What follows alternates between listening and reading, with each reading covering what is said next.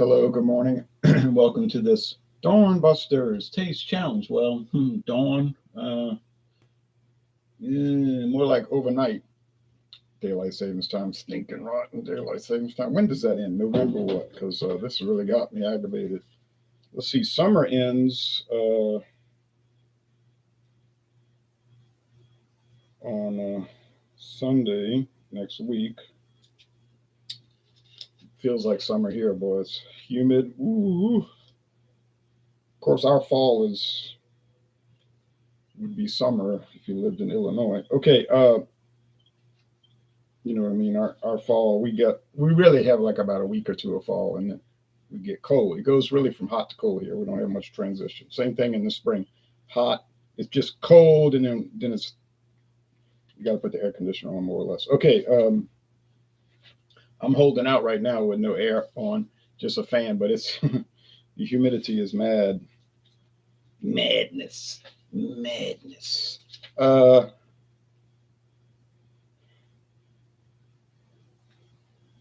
Daylight savings time ends November 3rd. I went to Hawaii. They don't recognize daylight savings time. Neither does Arizona. So why do we? Okay, anyway, enough of that rant. I could go on. This is Daviess County, Kentucky straight bourbon whiskey. It's 96 proof. So it's, to me, strong. I mean, anything above 90 or above is strong to me. Because I guess you say I'm a weakling. It's got this turquoise label with gold and black. It's a sour mash Kentucky straight bourbon whiskey. Has no age statement, so we know it's at least 4 years old. Introduced 1936. They even have the date, like it was like March 6, 1936. That's not important, but the year is 1936. I checked the trademark data from the United States Trademark Office. All right, embossed. Now, have they changed it over the years? More than likely, yes. But they say on the bottle, heritage to 1874. Okay. But you're not going to make us believe that you produced a whiskey from 1874, but you didn't bother getting a trademark on it till 1936. No one's going to believe that. You know that's when they started selling it. Okay. Jeppson's Bourbon, a blend of straight bourbon whiskeys. And they're spelling whiskeys that way, Keys, not IES. Either way is appropriate. I always spell it Whiskies. Carl Jeppson Company, Chicago, Illinois.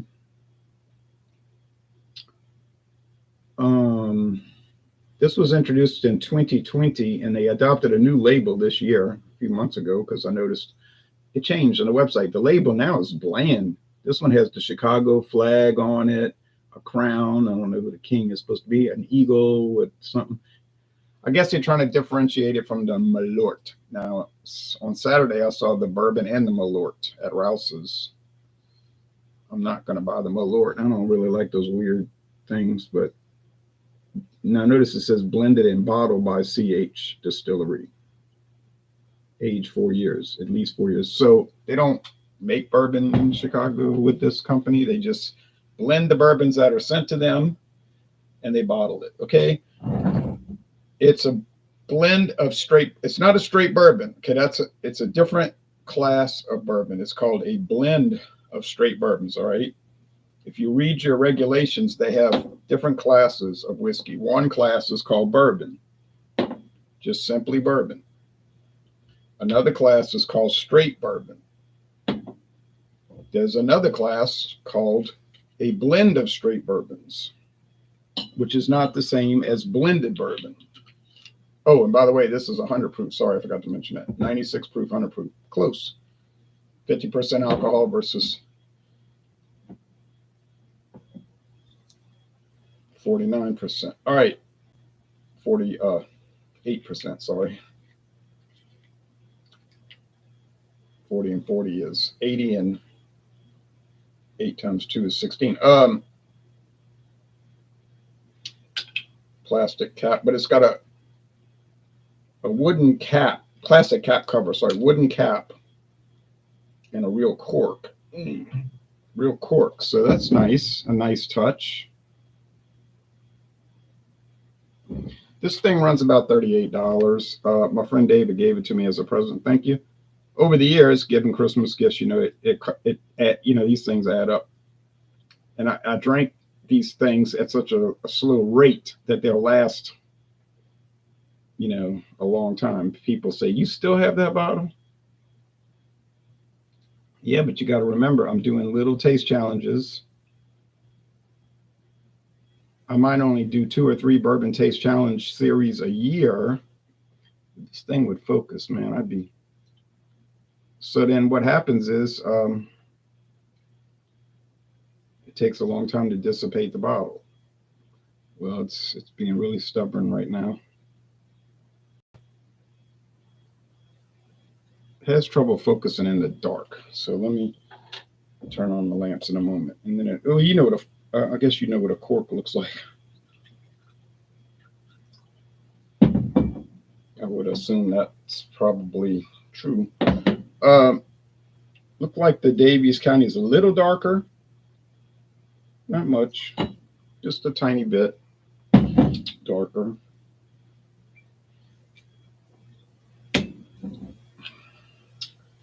So yeah, $38. But they were running a special. I think David was telling me, "Yeah, man, I found this stuff for." He found it for like,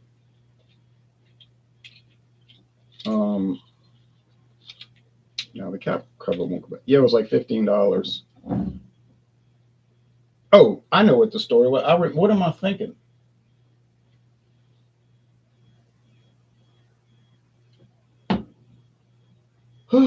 Mathern's had it for $14.99. Now I remember. This wasn't a gift. We bought it. He was like, "You got to buy it." And I was like, "Yeah, that's right." My mind, I bought him the bottle because I said I'll give him a gift, you know, but you get it mixed up. But now I don't know why they had it for $14.99, and I didn't go tell their manager, "Hey, you know, I think this is really a $38 bottle. Why do you have it marked down to $14.99? I mean, I have some kind of sense." I looked in that discount basket and I said $14.99, and I'm thinking, I know this product's got to be worth more than that, but I didn't immediately buy it. They had like 5 bottles, something like that. Then I checked later online. I said $38.99. I said, maybe they'll have some bottles left. They did by the next time I went back. So I got it. So $38, but $38.99. I paid $14.99. That's a deal. Jeppson's, that was $29.99. We saw that Saturday, and David, he found those for $15 even. Crazy, but I know, but it's crazy, but we did. Okay, Joe Cobb says, "Morning, Ron. Never seen these bourbons." Yeah, they're not real common, honestly. Jeppson's is more common in Louisiana, but mainly you only see it at Rouse's. But I guess Rouse's got a contract with the distributor. Maybe they're the only ones that are they agreed to sell it only there or something like that. Okay, but yeah, that's the only place I've ever seen it.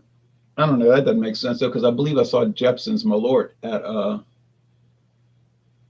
Martin Fine Wine and Spirits, but then they might that's not a bourbon. Could it be the bourbon contract? All right, Joe Cobb in Canada. So yeah, the Jeppson's. I think this is the Jeppson's a little lighter, but I mean it's so close. It's not. I don't have to worry about glancing down at it. Okay, because it wouldn't tip me off. Let's look at the screen share. Yeah, in the United States, we have so many bourbon brands. It's crazy. You could never drink them all. You know what I mean? You could just try to pull a few, sample some. People running by brand, you know, they want to run the newest thing, right? Oh, the newest thing. But I'm with 22 bottles I never even yet opened, right? So I can't go fool around with the newest thing. I'm still dealing with the older things. So this ingredient, now this is actually a blend also, but it's 2 different mash bills blended together. So it's not a blend of straight bourbons. It's just 2 different mash bills. They combine them into one. final product. So they're technically coming under the class of straight bourbon whiskey from Kentucky. But it's made for Lux Row. It's not made by Lux Row. Now you might find a new bottle that says distilled by Lux Row because their distillery is up and running now. So, but they had to transition over to that. So 48% alcohol. You got corn, wheat, rye, and malt. So this one has wheat. I guess you would call that a wheated bourbon. Yes. Pretty dang good. But and then they have a Cabernet Sauvignon finish where they finish it, months, and a wine barrel. French oak. Not necessarily wine, though, just a French oak barrel. They do that with also Sazerac has a French oak version. Medium to finished bourbon. So you say, oh, yeah, come on. They're just taking the same and they're treating it different ways and making it seem like it's different. Exactly. That's what they're doing. But let's be fair. That's what pretty much all the liquor companies do. They'll take the same thing and spin it around 5 different ways and put different color labels. And then you think about, oh, I got to go buy them all. And so you do it. All right. Rocks glass. This one's showing a rocks glass, but they have a Glencairn. Okay. Jeppson's. There's a Glencairn. I had 4 of those. Thank you, John and Illy, and I broke all 4. In 1 year, all 4 broke. Sorry. Oh, those glasses were so they could not survive.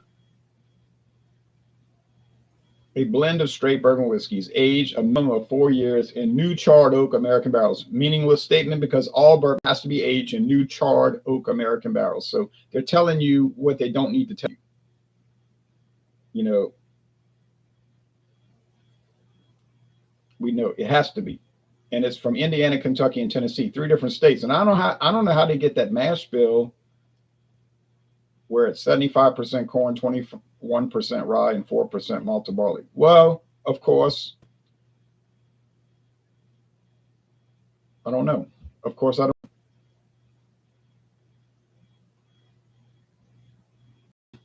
That's an answer I can't answer. That's a question I can't answer. There's also a 90 proof, which I would prefer that, but that's not what I've got. It want to go metal. Oh, and it's non-chill filtered. Forgot to put that. I don't really like the new label. The new label looks bland. Looks like a well drink. Looks like one of those bourbons you see when you go to the restaurant and you go stand at the bar.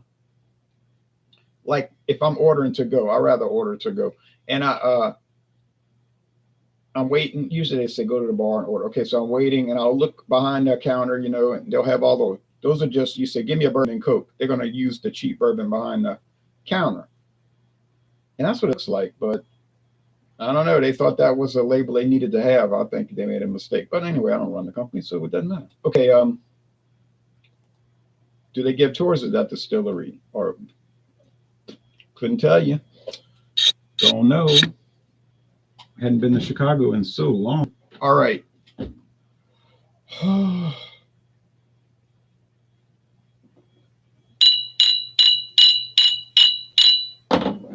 Mix them up a few more times here.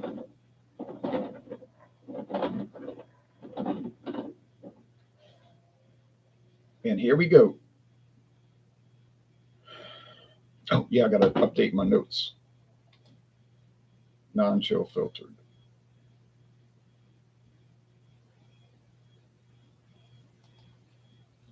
Non-chill filtered.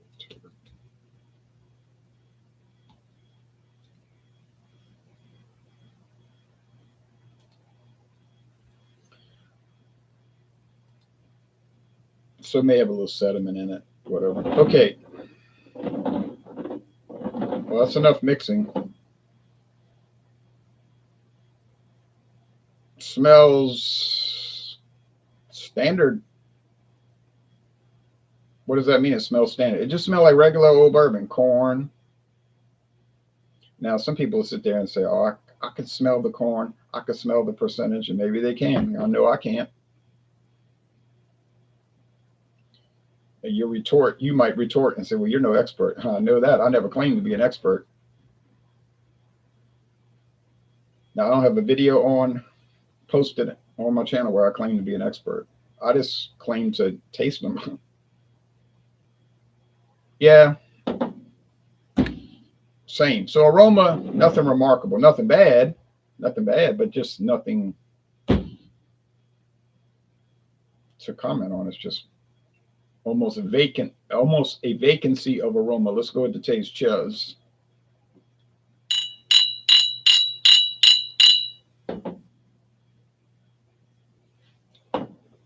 Yesterday afternoon and evening, I did 2 taste challenges. Yeah, it's pretty fun. Charred oak here. Charred oak. Vanilla, sweet corn, sugar water, honeysuckle nectar. Same old thing. Same old bourbon flavors. I mean,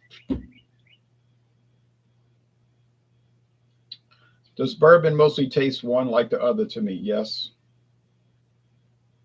Are bourbon taste challenges tough? Yes. Because they taste one like the other. All right. Do I think people pay way too much for them? Hey, it doesn't matter to me. It's not my money, but I've had people that tell me, try this bourbon.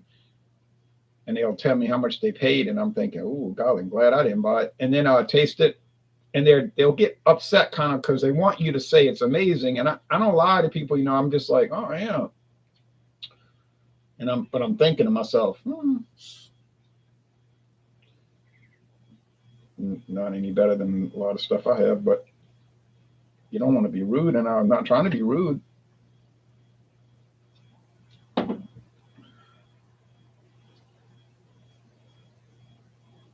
guess the problem out there is that the worst bourbon is good. You know what I mean?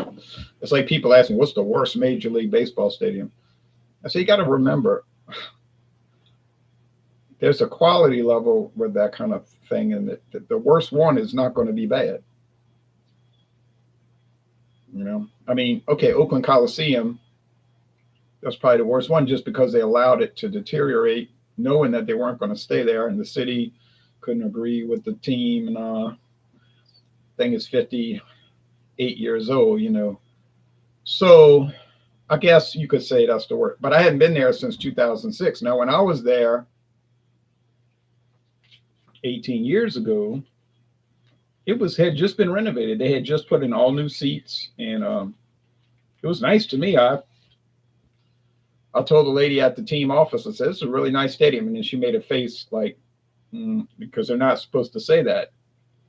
At that time, 18 years ago, they were trying to get a new stadium, so she couldn't agree with me and say, "Yeah, you're right." She just said, because the team's position was, "It's terrible," But the city said, "Wait, time out. We just renovated and put all new seating in like 2 years ago. We're not about to." But that's what these teams do. They'll make a concession like, "Yeah, we could add all new seats." Now, you know how much money it costs to add all new seats. But then 2 years later, well, that's not good enough, so. But now they're going to leave Oakland after this year. So, but that's a vagabond team anyway. They started in Philadelphia. Oh, they didn't like it, so they left. They went to Kansas City. Oh, they said the city's treating us bad, which in some ways they were. Okay, but then they were trying to hoodwink the city too. There's a lot of evidence that owner was trying to do dirty stuff, and he wasn't truthful with the way he operated. He was a very shady character. But then the city did do him wrong, and then they left and they went to Oakland. Oh, then he was sorry. Why did I come to Oakland? I don't like it. And that went on until this year with the new owners saying we're leaving, All right. They wanted to come to New Orleans, but then the Superdome wasn't even, they didn't even dig the ground for the Superdome yet, even get it going. So the state said, well, we're looking at 1972 before it's ready, but then it ended up getting delayed there, and it wasn't ready until 75. So there was no way he could. I mean, we're talking about 68. He was trying to get out of Kansas City, and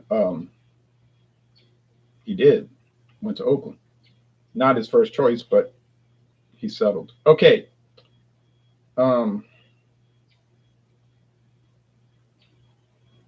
And the city of Kansas City said they're going to sue the American League because of being defrauded. So they were preparing a lawsuit. Well, we're just going to go to court. You're going to lose.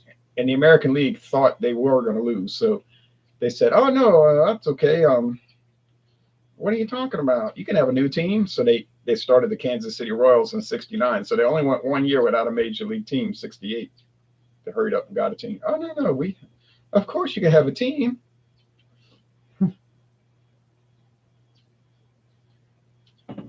Same thing happened in Seattle. The first team left, and then they had this legal proceeding that went on, and then finally they said, okay, the American League said, okay, you can have a team. So they made a second Seattle team called the Mariners in 77. But they went 7 years without a team, and then that thing went through court, and it never did go to trial, but it was a big legal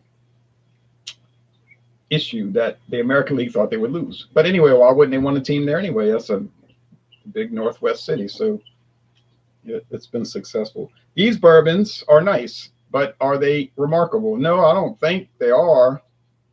But the Daviess County is really good. Well, maybe it is remarkable. It has a nice flavor. Burley Sullivan says, you. Cheers back to you. Okay, I'm going to try to differentiate these. But the proof is going to be tough because 100 versus 96. 48% alcohol versus 50%. That's not much help.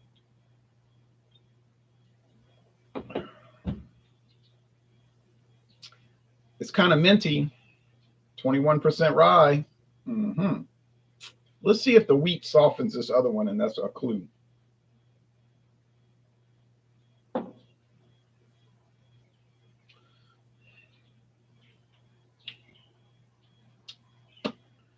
Maybe. I'm going to just tell you the truth. If I'm buying bourbon, and I have, because like I said, I got 22 unopened bottles. With these two, I'm just going to get whatever's cheaper.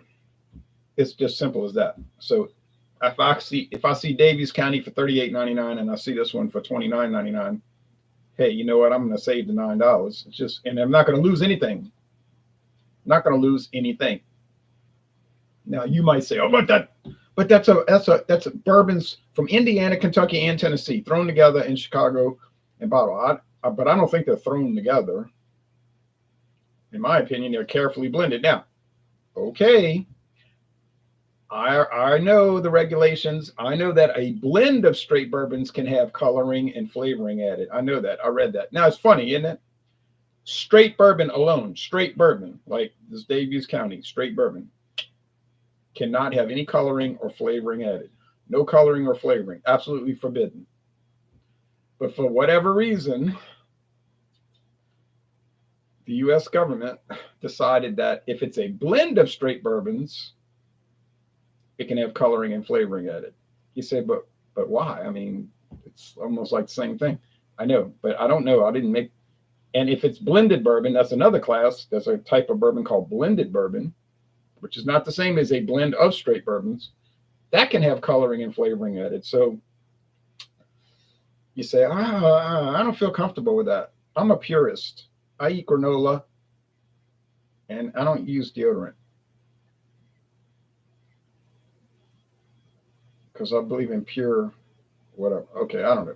You live in a commune. Okay, I'm just kidding around. But I'm just joking. Honestly, I am. As a comic, in all seriousness, I think if you want to be safe on that end, just get straight bourbon. Just get straight bourbon. Make sure the bottle says straight bourbon. Then you got a guarantee that, or it says bottle and bond, which is a type of straight bourbon, even more strict. Then you'll be safe and it won't have coloring or flavoring. Otherwise, well, if it just says bourbon, you're safe. If the bottle just says bourbon, you're safe from flavoring or coloring, although it might be aged a year, so it might taste young. People will say bourbon has to be aged at least 4 years. Definitely not true. Or they'll say bourbon has to be aged at least 2 years. Also not true. See, if you get into a trivia game, you can win, you see, by listening to this. If you read your regulations, there is no age requirement for bourbon. It has to be aged, but not for any specific amount of time. You say, well, what if it's only aged a year? That's allowed. May not be any good, but that's allowed. You say, well, wait a minute. What if it's only aged 6 months? That's going to be raw almost. Yeah, you're right. It's allowed. It's allowed. They got bourbon at Walmart aged 6 months.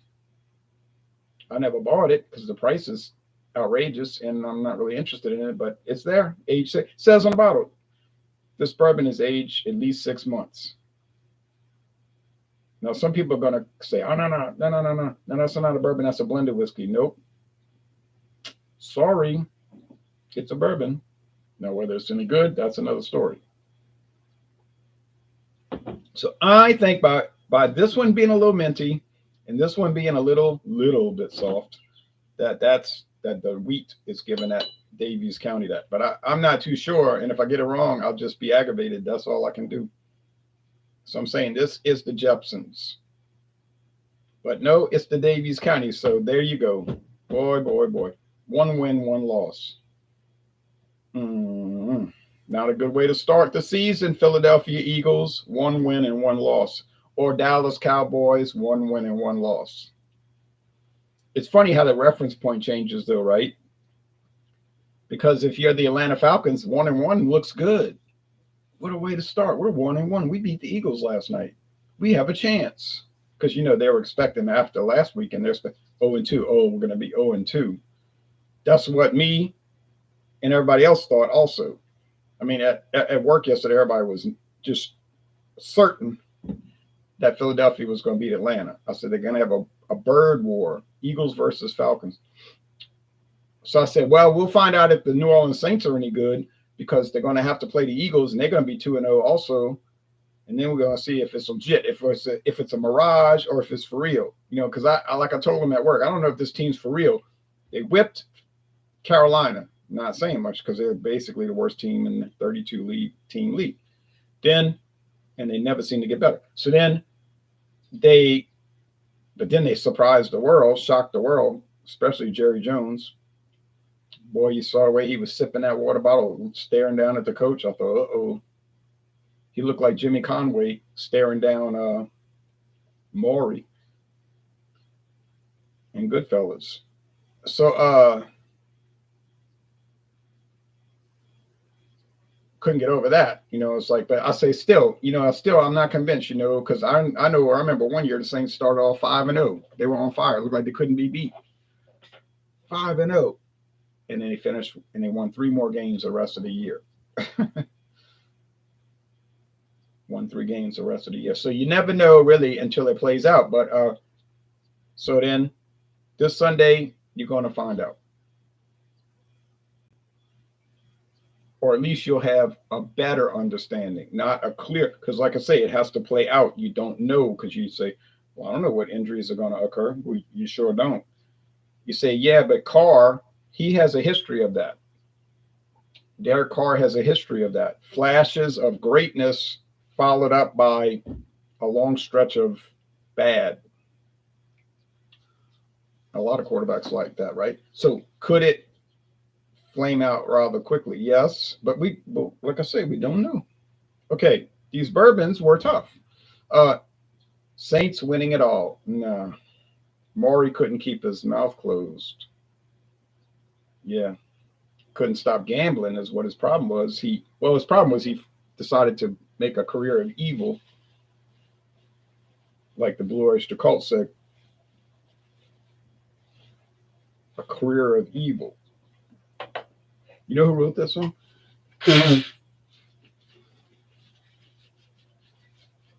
The song, I'm Making a Career of Evil.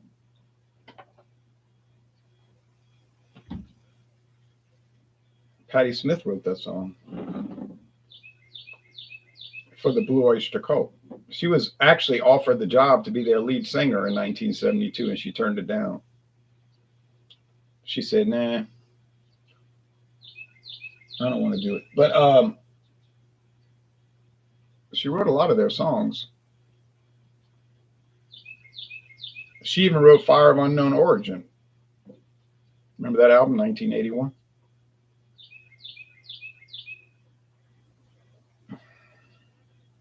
And she even had that song on her album. She actually had that song on her album before they made it on their album. Fire of Unknown Origin was on her 1979 album. And then they came out with a different rendition of it in 81, which was much more popular. All right. Yeah, Maury. So yeah, but he was aggravated because he knew he wasn't getting his money. He was like, it was my caper, because he's the one that told him about the airplanes and the security problems there. And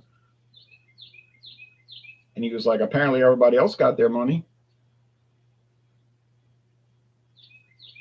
But he was always talking, and but then Jimmy decided, well, I have a solution to this. I won't pay anybody. I'll just murder everybody.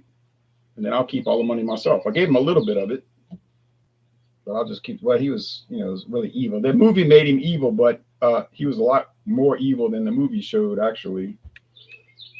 Jimmy Burke. I mean, he was like really evil. Maury was evil-ish. He was a real life person. I mean, he was like, just like more like what you call that with a kid when they get in trouble. They're like, what do you call that? Mischievous. Mischievous.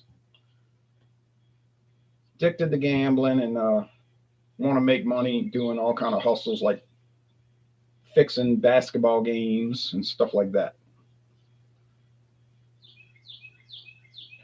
But he was dealing with very dangerous people, and he just was, didn't realize what he was dealing with. He should have, but he that was it for him. But whereas Jimmy Conway in the movie, he was like he was a mendacious person, a real killer, a psychopath, not mischievous but evil, like pure evil. Okay, anyhow, sorry I couldn't tell them apart. So couldn't do it. Now, do I have a lot more bourbons coming up in these taste challenges? Plenty. I have plenty coming up. And I think I will get most of them correct. I just think I will. But these I was worried about from the get-go. And it panned out that I couldn't tell them apart. But I think down the line, I'm figuring I might get it wrong 3 times. And all the rest I'll get it right. So that'll put me at about like 17 and 3. I think I got like 20. Just missed it. It has the story brewed over. It has the store. Can't read it above this little icon.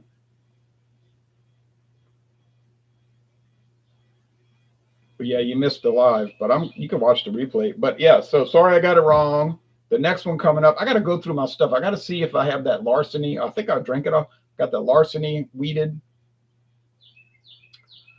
I've got some real wretched stuff that I could bring. I'm going to bring in. It'll get murdered, like the Heaven Hill. Oh, when you see this one, you'll get a laugh out of it. But I only paid $5.99. So what the heck? All right. We'll see y'all later now. Have a good. Oh, has the storm? Oh, you mean the storm blown over? Oh, it blew over Wednesday. It's been gone. It was over by midnight. When I looked out the window at midnight, everything was calm. Like right now, it's like, it's moved on. Still don't have the street light repaired yet, though. They blew it out. I guess that storm, it might have just loosened the bulb, and they might just need to get up on the lift, and just tighten the bulb back. Or maybe it burned out. I don't know. They said they're going to try to fix it by the end of the month. How long? You could fix the light bulb in like 10 minutes. But government, All right, y'all take care now. Bye-bye.